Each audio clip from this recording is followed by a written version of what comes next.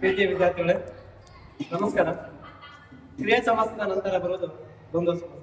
ದ್ವಂದ್ವ ಸಮಾಸದ ಬಗ್ಗೆ ನಾವು ತಿಳ್ಕೊಳ್ಳೋಣ. ಅತಿ ಸುಲಭವಾಗಿದೆ ದ್ವಂದ್ವ ಸಮಾಸಗಳು. ನೋಡೋಣ. ದ್ವಂದ್ವ ಸಮಾಸ ಎಂದರೇನು ಅದನ್ನು ನಾವು ತಿಳ್ಕೊಳ್ಳೋಣ. ನೋಡಿ, ಈಗ ಎರಡು ಅಥವಾ ಅನೇಕ ನಾಮಪದಗಳು ಸಹಯೋಗ ತೋರುವಂತೆ ಸೇರಿ ಎಲ್ಲಾ ಪದಗಳು ಅರ್ಥಗಳು ಪ್ರಧಾನವಾಗಿದ್ದರೆ ಅದನ್ನು ನಾವು ದ್ವಂದ್ವ ಸಮಾಸ ಎಂದು ನಾವು ಕರಿತೀವಿ. ಸುಲಭವಾಗಿದೆ. ಎರಡು ಅಥವಾ ಅನೇಕ ನಾಮಪದಗಳು ಬರಬೇಕು. ನಾನು ಹೇಳಿದೆ, ಬೇರೆ ಸಮಾಸಗಳಲ್ಲಿ ಉತ್ತರ ಪದ ಮುಖ್ಯವಾಗ್ತಿತ್ತು ಅಥವಾ ಪೂರ್ವ ಪದ ಮುಖ್ಯವಾಗ್ತಿತ್ತು. ಆದ್ರೆ ಈ ಸಮಾಸದಲ್ಲಿ ನೋಡ್ಬೇಕಂತಂದ್ರೆ ಎಲ್ಲಾ ಪದಗಳು ಪೂರ್ವ ಪದ ಆಗ್ಲಿ ಅಥವಾ ಉತ್ತರ ಪದ ಆಗ್ಲಿ ಇಲ್ಲೇನಂತಂದ್ರೆ ಎರಡೂ ಪದ ಏನಂತಂದ್ರೆ ಪ್ರಧಾನವಾಗಿರ್ಬೇಕು ಮತ್ತು ಎರಡೂ ಪದ ಏನಂತಂದ್ರೆ ನಾಮಪದವನ್ನು ಹೊಂದಿರ್ಬೇಕು.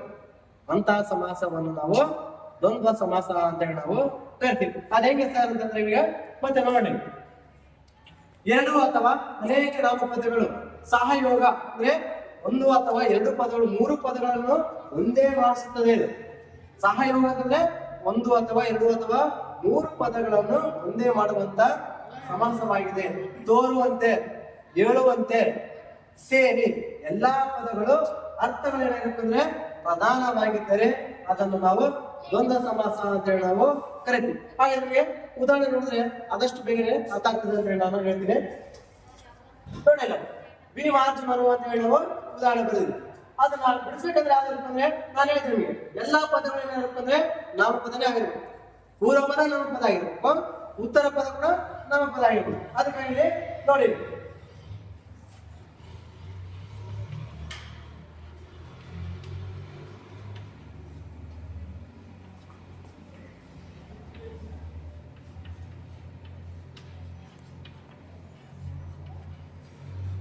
ನೋಡಿ ಅಲ್ಲಿ ನಮ್ಗೆ ನಾವು ಭೀಮಾರ್ಜುನರು ಬಿಡಿಸಿದ್ದೆ. ನಾವಿಲ್ಲಿ ಭೀಮನು ಅದಿ ಅರ್ಜುನನು, ಇದು ಯಾವ ಪದ ಅಂತ ಹೇಳಿದೆ?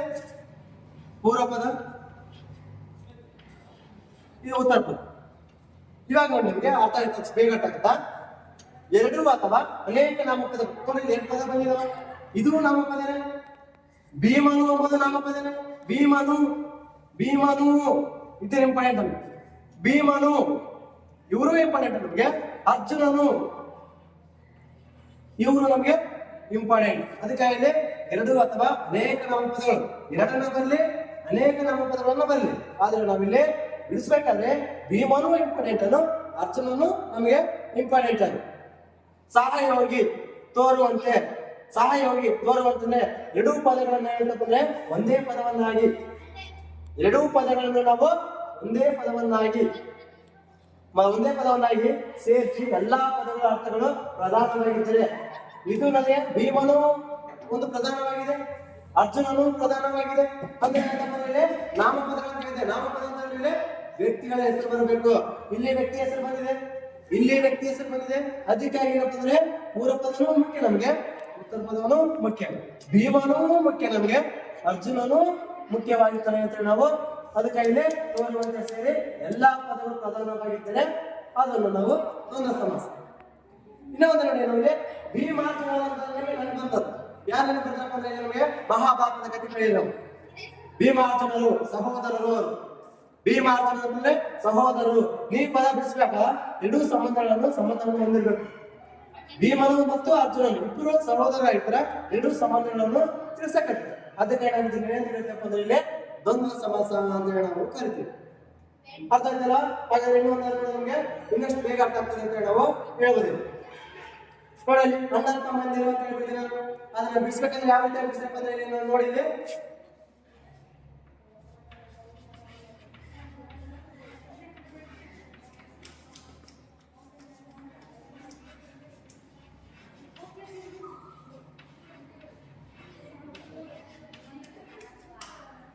ನೋಡಿ, ಇಲ್ಲಿ ಅಣ್ಣ ತಮ್ಮಂದಿರು ಇದು ಯಾವ ಪದ ಅಂತ ಹೇಳಿದ್ರೆ ನಿಮಗೆ? ಪೂರ್ವ ಪದ, ಉತ್ತರ ಪದ. ನೋಡಿ, ಎರಡು ಅಥವಾ ಅನೇಕ ನಾಮಪದಗಳು. ತಮ್ಮಂದಿರು ಎಂಬುದು ನಾಮಪದ, ಅಣ್ಣಂದಿರು ಎಂಬುದು ನಾಮಪದ, ತಮ್ಮಂದಿರು ಅಂತ ಕೂಡ ನಾಮಪದ. ಎರಡೂ ಏನಾಯ್ತಪ್ಪ ಅಂದ್ರೆ ಎರಡೂ ನಾಮಪದನೇ ಆಗಿರ್ಬೇಕು. ಎರಡು ನಾಮಪದ, ಎರಡಕ್ಕಿಂತ ಹೆಚ್ಚು ನಾಮಪದ ಬಂದು ಕೂಡ ಏನಂತಪ್ಪ ಅಂದ್ರೆ ದ್ವಂದ್ವ ಸಮಾಸ ಅಂತ ಹೇಳಿ ನಾವು ಕರಿತೀವಿ. ಅನೇಕ ನಾಮಪದಗಳು ಎರಡಕ್ಕಿಂತ ಹೆಚ್ಚು ನಾಮಪದಗಳನ್ನು ಬಂದ್ರೆ ಅದನ್ನು ನಾವು ದ್ವಂದ್ವ ಸಮಾಸ. ನೋಡಿ, ಅಣ್ಣಂದಿರು ಪ್ರಸ್ತುತ ತಮ್ಮಂದಿರು ಅಂದ್ರೆ ಒಬ್ಬರಿಗೊಬ್ಬರಿಗೆ ಸಂಬಂಧ ಇದೆ, ಅಣ್ಣನಿಗೆ ಸಂಬಂಧ ಇದೆ ಮತ್ತು ತಮ್ಮನಿಗೆ ಸಂಬಂಧ ಇದೆ. ಇದು ಇಂಪಾರ್ಟೆಂಟ್. ಅಣ್ಣಂದಿರು, ಅಣ್ಣಂದಿರು ವಿಭಕ್ತಿ ಪ್ರತ್ಯಯ ಬಂದಿದೆ ಅಲ್ಲಿ. ಹೂ ಬರ್ತದೆ, ಪ್ರಥಮ ವಿಭಕ್ತಿ ಪ್ರತ್ಯಯ ಬಂದಿದೆ ಅಲ್ಲಿ. ಇಲ್ಲಿ ಕೂಡ ಬಂದಿದೆ. ಭೀಮನು ಪ್ರಥಮ ದ್ವಿತೀಯ ಪ್ರಥಮ ವಿಭಕ್ತಿ ಪ್ರತ್ಯಯ ಬಂದಿದೆ. ಅರ್ಜುನನು ನೋಡಿ ಪ್ರಥಮ ವಿಭಕ್ತಿ ಪ್ರತ್ಯಯ ಬಂದಿದೆ. ತಮ್ಮಂದಿರು ಅಧಿಕ್ ಅಣ್ಣಂದಿರು ಅಧಿಕ್ ತಮ್ಮಂದಿರು. ನೋಡಿ, ಒಬ್ಬರಿಗೊಬ್ಬರಿಗೆ ಸಂಬಂಧವನ್ನು ಕಲ್ಪಿಸುವಂತ ಸಮಾಸವನ್ನು ನಾವು ದ್ವಂದ್ವ ಸಮಾಸ ಅಂತ ಹೇಳ್ತೀವಿ. ಇಲ್ಲಿ ಅಣ್ಣನಿಗೂ ಸಂಬಂಧ ಇದೆ, ತಮ್ಮನಿಗೂ ಸಂಬಂಧ ಇದೆ. ಅದೇ ಬಿಡಿಸಿದಾಗ ಇಲ್ಲಿ ಏನಂತಂದ್ರೆ ಅಣ್ಣ ತಮ್ಮಂದಿರು ಬಿಡಿಸ್ಬೇಕಂದ್ರೆ ಅಣ್ಣಂದಿರು ಅದೇ ತಮ್ಮಂದಿರು ಈ ರೀತಿಯಾಗಿ ಸಮಾಸವನ್ನು ಬಿಡಿಸಿದಾಗ ಬಂದ್ರೆ ಎರಡೂ ಪದಗಳು ಪೂರ್ವ ಪದ ನಾಮಪದ ಆಗಿರ್ಬೇಕು, ಉತ್ತರ ಪದ ಕೂಡ ನಾಮಪದ ಆಗಿರ್ಬೇಕು. ಅಂದ್ರೆ ಎರಡಕ್ಕಿಂತ ಹೆಚ್ಚು ಪದ ಬಂದ್ರಿಗಿನ ಪೂರ್ವ ಪದ ಮತ್ತು ಉತ್ತರ ಪದ ಬರಂಗಿಲ್ಲ. ಎರಡು ಪದ ಬಂದ್ರಿಗಿನ ಪೂರ್ವ ಪದ ಬರುತ್ತೆ, ಉತ್ತರ ಪದ ಬರುತ್ತೆ. ಎರಡಕ್ಕಿಂತ ಜಾಸ್ತಿ ಪದಗಳು ಬಂದ್ರೆ ಯಾವುದೇ ರೀತಿಯಾಗಿ ಇಲ್ಲಿ ಪೂರ್ವ ಪದ ಉತ್ತರ ಪದ ಬರಂಗಿಲ್ಲ. ಎಲ್ಲಾ ಪದಗಳು ಏನಾಗಿರ್ತಂದ್ರೆ ನಾಮಪದನೇ ಆಗಿರ್ಬೇಕು. ಅಂತಹ ಸಮಾಸವನ್ನು ದ್ವಂದ್ವ ಸಮಾಸ ಅಂತ ಹೇಳಿ ನಾವು ಕರಿತೀವಿ. ನೋಡಿ, ಇಲ್ಲಿ ಗಿಡ ಮರ ಬಳ್ಳಿಗಳು ಅಂತ ಹೇಳಿ ನಾವು ಬರೆದಿದ್ದೀವಿ. ಒಂದಕ್ಕೊಂದು ಸಂಬಂಧ. ನೋಡಿ, ಇವಾಗ ಗಿಡ ಮರ ಬಳ್ಳಿಗಳ ಸಂಬಂಧ ಇದೆ.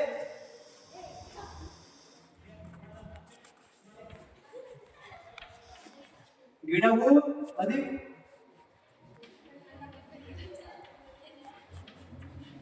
ಮರವು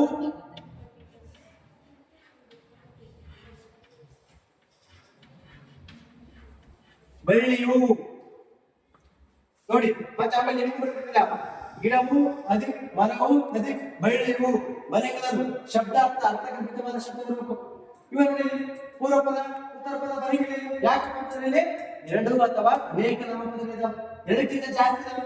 ಎರಡೇ ಶಬ್ದಗಳು ಬಂದಿರೋದು ಪೂರ್ವ ಪದ ಬರುತ್ತೆ, ಉತ್ತರ ಪದ ಬರುತ್ತೆ. ಅದಕ್ಕಾಗಿ ಏನ್ ಮಾಡ್ತಾರೆ, ಎರಡು ಅಥವಾ ಅನೇಕ ನಾಮಪದಗಳು, ಎರಡಕ್ಕಿಂತ ಜಾಸ್ತಿ ನಾಮಪದಗಳು ಬಂದಿವೆ.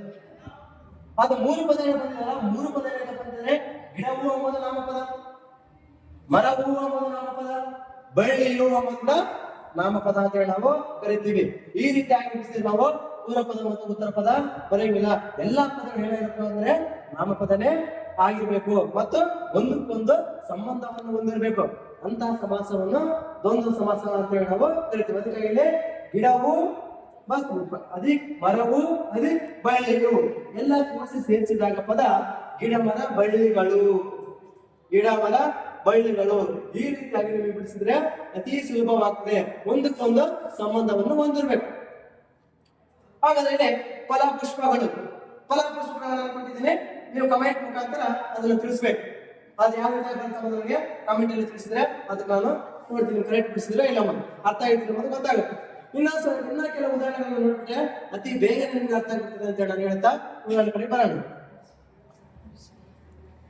ನೋಡಿ, ಇಲ್ಲಿ ರಾಮ ಲಕ್ಷ್ಮಣರು ಬರ್ತೀವಿ ನಾವಿಲ್ಲಿ. ರಾಮ ಲಕ್ಷ್ಮಣರನ್ನು ಬರೆದಿದ್ದೀನೋ ಇದು ಯಾವ ಪದ ಅಂತ ಹೇಳಿದ್ರೆ ನಿಮಗೆ ಪೂರ್ವ ಪದ. ಎರಡಕ್ಕಿಂತ ಜಾಸ್ತಿ ಬಂದ್ರೆ ಪೂರ್ವ ಪದ ಉತ್ತರ ಪದ ಬರಂಗಿಲ್ಲ.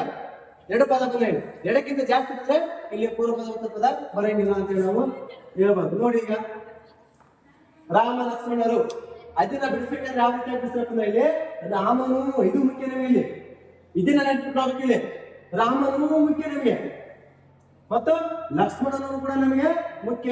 ಇವರಿಬ್ಬರು ಏನಂತಪ್ಪ ಅಂದ್ರೆ ಸಹೋದರರು.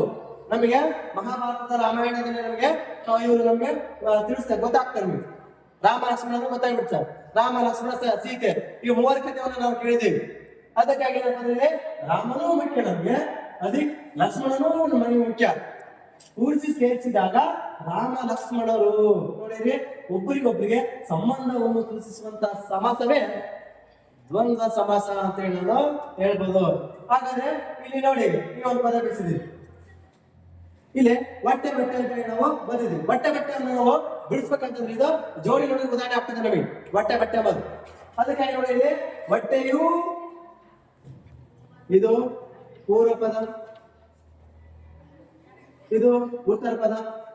ಹೊಟ್ಟೆಯು ಅಧಿಕ್ ಬಟ್ಟೆಯು ನೋಡಿ, ಇದು ಒಂದಕ್ಕೊಂದು ಸಂಬಂಧಪಟ್ಟಿದೆ. ಹೊಟ್ಟೆಯು ಎಂಬುದು ಪೂರ್ವಪದ, ಇದು ಕೂಡ ನಾಮಪದನೇ. ಏನಾಗಿದೆ ಅಂದ್ರೆ ಬಟ್ಟೆಯೂ ನಾಮಪದನೇ, ಬಟ್ಟೆಯೂ ನಾಮಪದನೇ.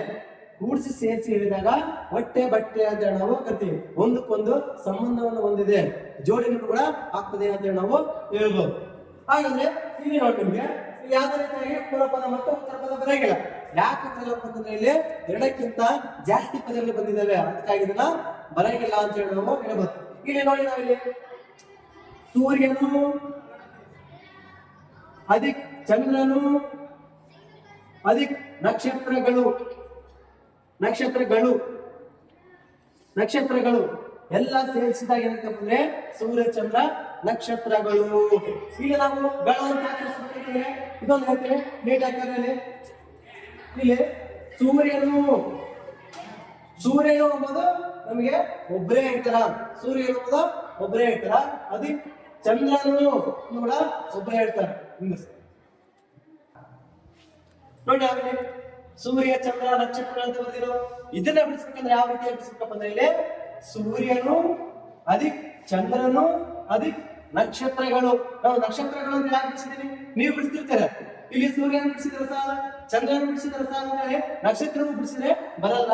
ಯಾಕೆ ಬರಲ್ಲ ಅಂತ ನಾನು ಹೇಳ್ತೀನಿ. ಇಲ್ಲಿ ಸೂರ್ಯನು ಅಂತಂದ್ರೆ ಒಬ್ಬನೇ ನಮಗೆ ಬೆಳಕನ್ನು ಕೊಡ್ತಾ ಇದ್ದಾನೆ, ಚಂದ್ರನು ಕೂಡ ಒಬ್ಬನೇ ನಮಗೆ ಬೆಳಕನ್ನು ಕೊಡ್ತಾ ಇದ್ದಾನೆ. ಅದಕ್ಕೆ ನಕ್ಷತ್ರ ಅಂದ್ರೆ ಒಂದೇ ಇಲ್ಲ, ಬಹಳ ಇದೆ ನಮಗೆ. ಅದಕ್ಕೆ ನಕ್ಷತ್ರಗಳು ಅಂತ ಹೇಳಿ ನಾವು ಸೇರಿಸಬೇಕಾಗ್ತದೆ. ಆ ಕೂಡಿಸಿದಾಗಿರ್ತಪ್ಪ ಇಲ್ಲಿ ಸೂರ್ಯ ಚಂದ್ರ ನಕ್ಷತ್ರಗಳು. ನೋಡಿ, ಸೂರ್ಯನು ಬೆಳಕು ಕೊಡ್ತಿದ್ದಾನೆ, ಚಂದ್ರನು ಬೆಳಕು ಕೊಡ್ತಿದ್ದಾನೆ, ನಕ್ಷತ್ರ ಕೂಡ ನಮಗೆ ಬೆಳಕನ್ನು ಕೊಡ್ತಿದ್ದಾರೆ. ಇಂಥ ಸಮಾಸಗಳನ್ನು ಬಂದಾಗ ಒಂದಕ್ಕೊಂದು ಸಂಬಂಧವನ್ನು ನಮಗೆ ಬಂದಿದೆ. ಅದಕ್ಕೆ ಸೂರ್ಯ ಬೆಳಕು ಕೊಡ್ತಿದ್ದಾನೆ, ಚಂದ್ರ ಬೆಳಕು ಕೊಡ್ತಿದ್ದಾನೆ, ನಕ್ಷತ್ರ ಕೂಡ ನಮಗೆ ಬೆಳಕನ್ನು ಕೊಡ್ತಿದ್ದೇವೆ. ಅದಕ್ಕೆ ನಾವು ಸೇರಿಸಿ ಬರೆದಾಗ ಸೂರ್ಯ ಚಂದ್ರ ನಕ್ಷತ್ರಗಳು ಅಂತ ಹೇಳಿ ನಾವು ಹೇಳ್ಬೋದು. ಹಾಗಾದ್ರೆ ನೋಡಿ, ಇನ್ನೊಂದು ಲಾಸ್ಟಲ್ಲಿ ಗುಡುಗು ಸಿಡಿಲು ಮಿಂಚುಗಳು ಈ ರೀತಿ ಬಿಡಿಸ್ಬೇಕು. ಪದಗಳನ್ನು ಬರೆದಿದ್ದೀನಿ. ಆ ಬರೆದಾಗ ಗುಡುಗು ಸಿಡಿಲು ಮಿಂಚುಗಳು ಯಾವ ರೀತಿ ಬಿಡಿಸ್ಬೇಕು ನಮಗೆ ನೋಡಿ. ಇದೊಂದ್ಸರಿ ಗುಡುಗು, ಅಧಿಕ್ ಸಿಡಿಲು, ಇದು ಇಂಪಾರ್ಟೆಂಟ್. ಸಿಡಿಲು, ಅಧಿಕ್ ಮಿಂಚು, ಮೂರು ಪದಗಳನ್ನು ಸೇರಿಸಿದಾಗ ಗುಡುಗು ಸಿಡಿಲು ಮಿಂಚುಗಳು ಅಂತ ನಾವು ಹೇಳ್ತೇವೆ. ಮಿಂಚು ಹೂ ಸೇರಿಸಬೇಕು. ಅದಕ್ಕೆ ನಾವು ಒಂದಕ್ಕೊಂದು ಸಂಬಂಧ ನೋಡಿ, ಗುಡುಗು ಸಿಡಿಲು ಮಿಂಚುಗಳು ಒಂದಕ್ಕೊಂದು ಸಂಬಂಧವನ್ನು ಹೊಂದಿದೆ.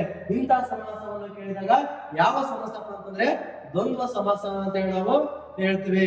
ಈ ರೀತಿಯಾಗಿ ಬಿಡಿಸ್ಕೊಂಡ್ರೆ ಸಾಕು. ಇದೇ ಕಮೆಂಟ್ ಮಾಡಿ ಬರೀಬೇಡಿ, ಯಾರಾದ್ರೂ ಇದಕ್ಕೆ ಆನ್ಸರ್ ಮಾಡಿ ನೋಡೋಣ ಹೆಂಗ್ ಬಿಡಿಸಿದ್ರೆ ಗೊತ್ತಾಗುತ್ತೆ.